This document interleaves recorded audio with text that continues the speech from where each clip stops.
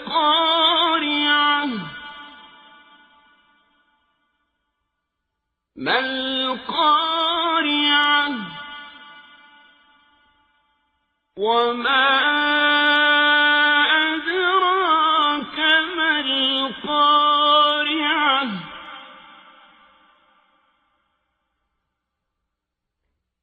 يوم يكون الناس كالفراش المبثوث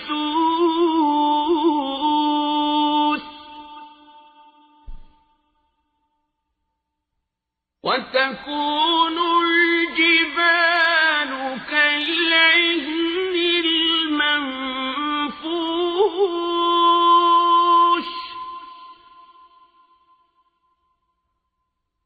فأما من ثقلت موازينه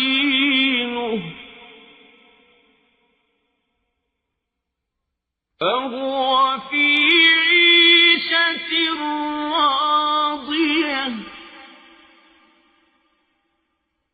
وأما من خفت موازينه فأمه هاوية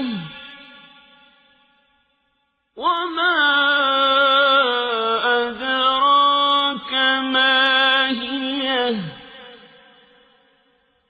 نار حامية. Sura Al-Qari'ah, ang araw ng matinding pagkabalisa. Sa ngalan ng Allah, ang mahabagin ang maawain. Ang Qari'ah, ang araw ng matinding pagkabalisa. Al-Qari'ah, ito ay isa sa mga pangalan ng araw ng paghuhukom tulad ng Al-Haq, At-Tama, At-Sakha, at Al-Gaysiyah, at iba pang pangalan. Ano ang Qari'ah? Ang araw ng matinding pagkakabalisa? At ano nga ba ang makapagpapaliwanag sa iyo kung ano ang Qari'ah, matinding pagkabalisa? Ito ang araw na ang tao ay katulad ng mga gamugamong nangagkalat o naglipana, at ang mga bundok ay tulad ng himulmol na lana.